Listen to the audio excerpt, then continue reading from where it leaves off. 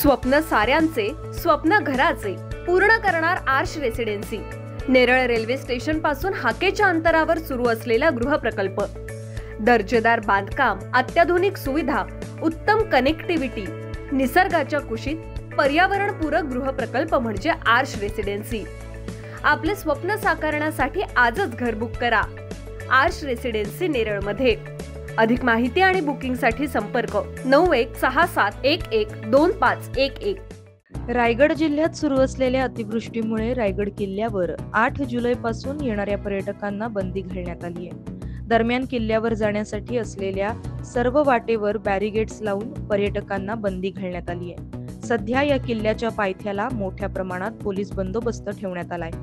रायगड किल्ल्यावर पायी जाणारा चित्त दरवाजा आणि नाणे दरवाजा हा मार्ग बंद करण्यात आलाय, तर रायगड किल्ल्यावर जाणारा रोपवे मार्ग देखील बंद ठेवण्याचा निर्णय प्रशासनानं घेतलाय।